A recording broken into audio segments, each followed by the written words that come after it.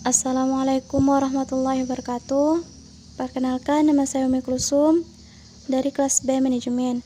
Dalam pertemuan kali ini, saya akan mengeksplorasi teks akademik dalam genre makro.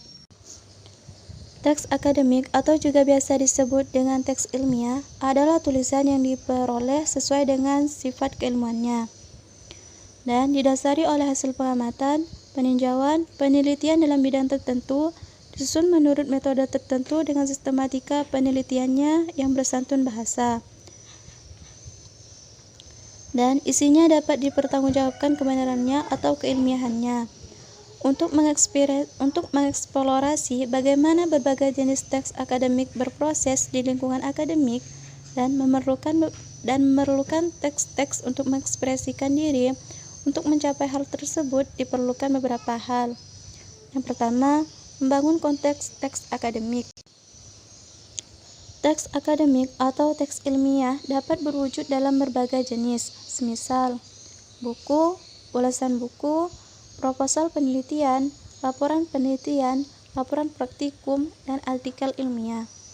Jenis-jenis tersebut merupakan genre makro yang masing-masing di dalamnya terkandung campuran dari beberapa genre mikro, seperti deskripsi, laporan, prosedur, eksplanasi, eksposisi, dan diskusi. 2. Menelusuri dan menganalisis model teks akademik.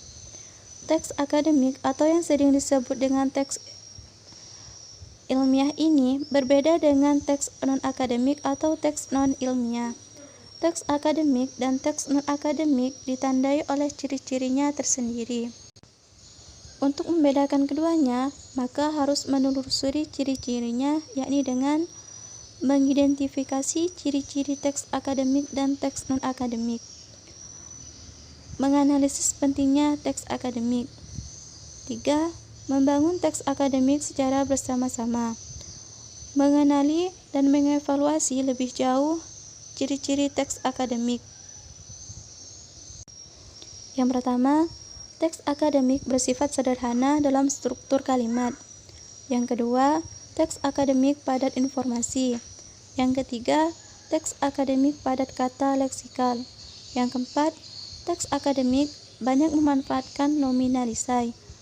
Yang kelima, teks akademik banyak memanfaatkan gramatika melalui ungkapan inkongruen.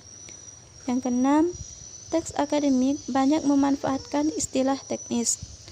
Yang ketujuh, teks akademik bersifat taksonomik dan abstrak.